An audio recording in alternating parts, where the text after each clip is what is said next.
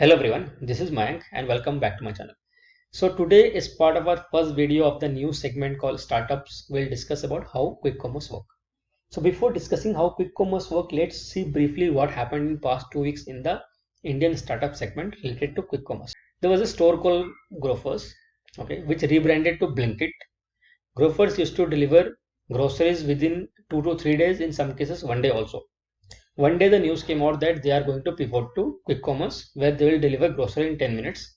They have shut down their stores in every city wherever they are working on, and they cannot pivot to Blinkit, basically quick commerce. And they raised a lot of funding. $100 million was invested by Zomato also, and they changed everything and to deliver groceries in 10 minutes. This was all good. News were there, funding was there, everything was there. And one more day news came that Zomato acquired Blinkit. Now, why this happened? So there are two reasons. First reason is Swiggy.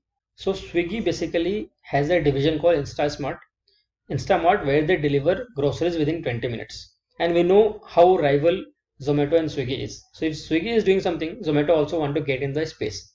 And Zomato acquired Blinkit for that purpose. So now Zomato can also deliver groceries. So Zomato is going neck to neck with Swiggy. Other thing was Zomato is telling that Zomato want to deliver food from restaurants within 10 minutes. Now, whether we need it or not, whether Zomato can do it or not, is it sustainable or not, is it feasible or not? So we can discuss all these questions in a separate video. If you are interested, you can let me in the comment section, we can talk about it. For the context of this video, we'll talk about how e-commerce work only. So this is the brief. So there is a company called Gorillas. So there's a company called Gorillas. The website is gorillas.io. So you can go and check that how gorillas.io work, what the website and everything. But briefly, gorillas.io was the company started in Germany, and now they expanded to multiple countries, raised a lot of funding. Their valuation is very high, and they are doing it successfully. This is what it looks like. Since expansion has happened, funding has happened, this is what it looks like. They have successfully implemented the 10-minute delivery. Now everybody want to do that in India. Why? Because I told you, Zepto became a $1 billion valuation unicorn company in a very short period of time by introducing this concept called quick commerce. So how the journey has been. So if you see journey, so first you need to get delivery in 2 to 3 days, right? Then journey moved, then we used to get delivery in 1 day, right? Then this journey moved, Big Basket used to deliver in 6 hours. Then they started delivering some food item every day in the morning, 7 a.m. Milk Basket, and there's something from Milk Basket side also, I forgot the name, Delhi, I think BB Delhi. So that comes in 7 a.m. Now they want to deliver grocery in 10 minutes whenever you order. So this has been the journey, right? So journey from 2 to 3 days to 1 day to 6 hours to 7 a.m. and 10 minutes. This has been the journey for deliveries. Okay. So this how quick commerce originated, and there's a problem what business are saying that they want to solve. Now to solve this problem and to implement the quick commerce thing, there are 4 different wheels which need to work properly in sync for it to become successful. Let's talk about one by one the wheels. First is dark store. So what are dark stores? So dark stores are mini version of warehouses. So these are called warehouses only. So warehouses, if you see how this operates, how it operates is that, so dark stores are mini version of warehouses where customers doesn't come. It's a proper storage place, but they are very, very small in sizes compared to warehouses, and they are spread across. When I say spread across, in a radius of 2 to 3 kilometers, there will be one dark store. Okay, so every 2-3 kilometers there will be one dark store. Suppose your city is spread around 50 kilometers, in that there will be around 20 to 25 dark stores will be present in every city. And this size of a dark store is not very big. It's around 1500, 1800, 2000 square feet at max. This is what these companies are saying dark store, or 1 or 2 employees, 2 employees or 3 employees will work in a dark store. So it's a small warehouse. Now how this thing going to work? Now whatever the items they are going to deliver in that neighborhood of 2-3 kilometers will only be kept in that particular warehouses. So for example, in a city there are 3 warehouses, right? So some items which they can deliver in this area will be kept here, some items which they can deliver in this area will be kept here, and some items which they can deliver in this area will be kept here. As I told you, 2 to 3 staffs will be present in each of the dark stores. This will not be a 100-200 employee kind of place. Okay, so 2 to 3 staff in each of the dark stores. So this is how dark store operates. Now how the dark stores are designed. So basically store management. What are the things they need to do to deliver in 10 minutes?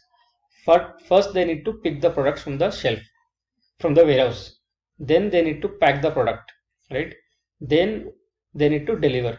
So they need to do all the three things within a span of 10 minutes. The companies are saying that they will pick the products within 60 seconds. They will pack the product within 60 seconds, and remaining time they will invest. Remaining time is how much? Around 8 minutes. So 8 minutes they will invest in delivering the product, in which it takes traveling around 2 kilometers and then going to customer. This all thing will be done in 10 minutes. The store should be very efficiently managed.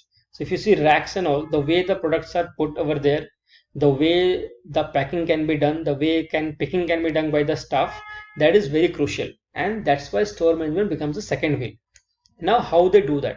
To do this, whenever a order comes, okay, so I'll erase this part and we'll write once again. So whatever happens, whenever a order comes, whenever you get any order, like whenever the staff gets any order, or whenever we customer place any order, so the order comes reflected in a cart.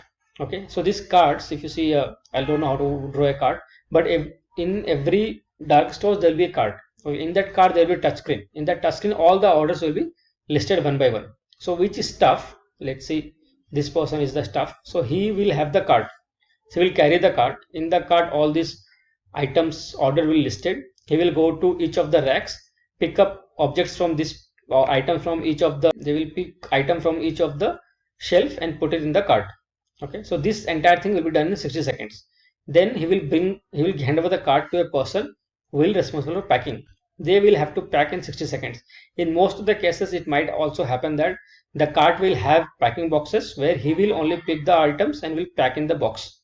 It looks very messy, but this is how it works. One person packs and takes product from the shelf and put it back in the cart. Okay, this entire thing need to be done in 2 minutes. So 2 minutes. For this to efficiently work, the store should be very well designed. So store management or store design is a very important factor when it comes to the efficient working of quick commerce. What's the third wheel? So third wheel is demand prediction. Now this becomes very important because I'll give you an example. Let's suppose me, Mayank, ordered around last month, I ordered 10 times. For example, in a span of 30 days, I ordered 10 times. 10 times I ordered in the morning only, let's suppose. And each time I ordered in the morning, out of 10 times, 6 times I ordered oats. So this is my order. So system knows this, that whenever Mayank orders, he out of 10 orders, he ordered 6 times oats.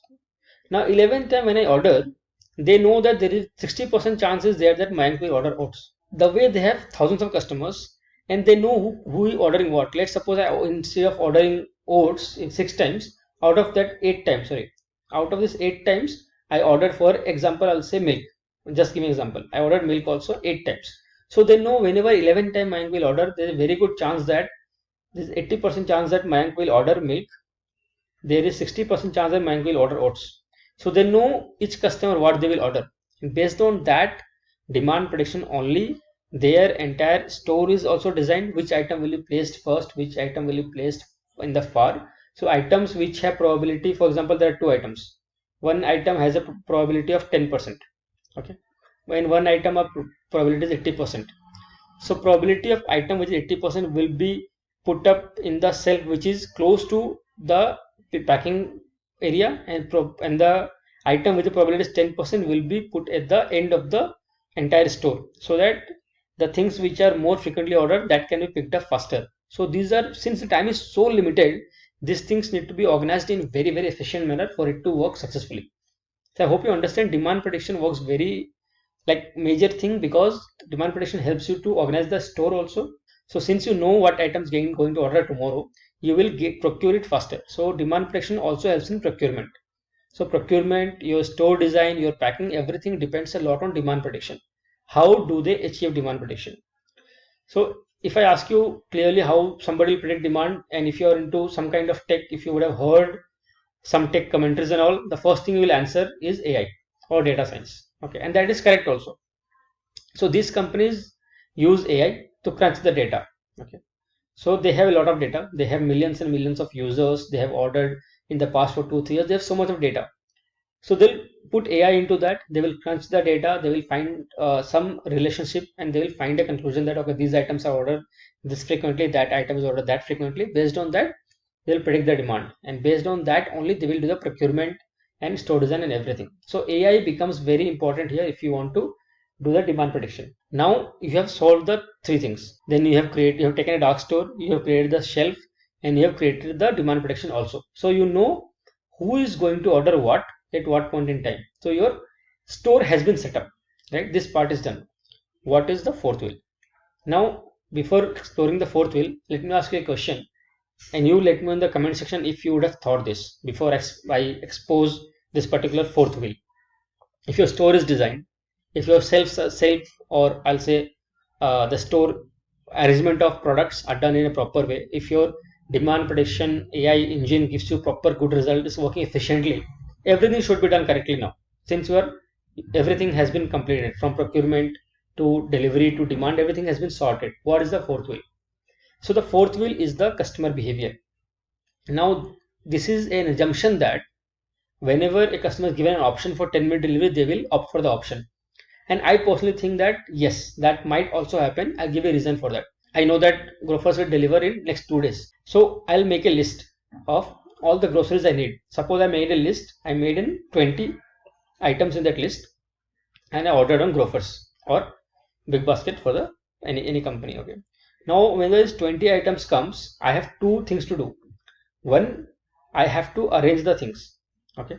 I'll invest time in arranging the things, whatever items got delivered, and then I spent already time in making the list. Two things I've already done, and two things I invested time. And the attention span and the time what we have as a generation right now is very less. If somebody gives me option that okay, see, instead of ordering 20 products and waiting for 2 days and doing all these things, arranging the products, investing time in making the list, it's a boring task also, right? I'll give you an option where you can deliver, you can order two products 10 times in 2 days, and every time you order you will get within 10 minutes.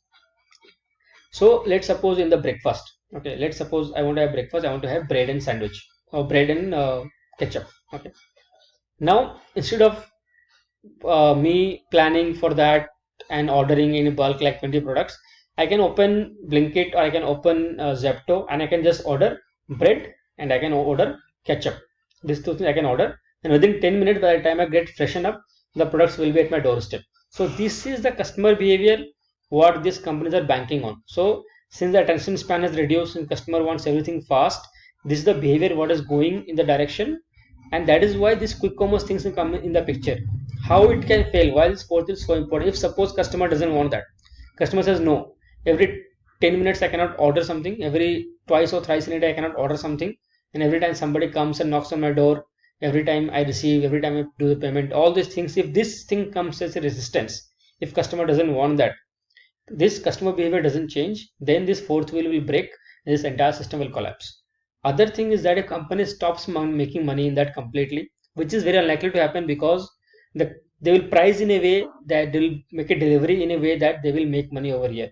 Now to make money, customer behavior should change. This is very important factor because first of all, they will give you free. Like every other, when Zomato started, they used to give delivery for free. Still, in some cases, they would deliver for free.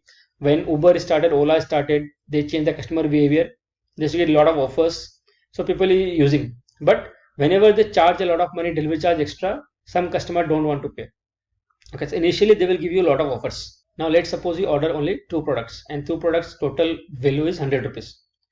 Now with 100 rupees, they will order you, give you free delivery. So you will take it. Okay, fine, I'm getting the product on time, and not get paying extra for that. This is good for me.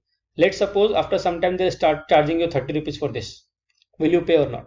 Now that depends on how much your behavior has changed. If your behavior has changed so much that no matter what, I want this product in 10 minutes and I will pay this extra 30 rupees for it, then you will buy. But if that comes into your mind that no, I don't want that, I'll save 30 rupees, because if I order 5 times in a day, I have to pay 30 rupees 5 times. I'm paying 150 rupees. If I don't want that, no worries, I'll order 20 products in at one shot. I'll order 20 products in one shot and I will save my delivery cost. So if the behavior doesn't change, if the behavior doesn't change that I'll pay extra for convenience of 10 minutes, then this thing will fail. If the behavior changes, then we are going to see a trend of 10-minute delivery become successful. Now we need to watch out and see how this behavior changes. But till that time, one good thing is going to happen, that we are going to get a lot of offers from Blinkit, Zomato, Zepto. So if you are in a city where this thing operates, please make use of it, save some money, use the offer and enjoy. till that time the customer behavior company says is changing and they are putting delivery cost. Till that time, as a consumer, we can enjoy and we can save some money and we can enjoy the convenience also. So this was the video about how quick commerce work. So this was my analysis, my personal opinion. You can beg to differ. You can give your feedback in the comments. And if you think the video was helpful, you can like the video, share with your friends and family. And thank you so much for watching. Stay happy, stay safe.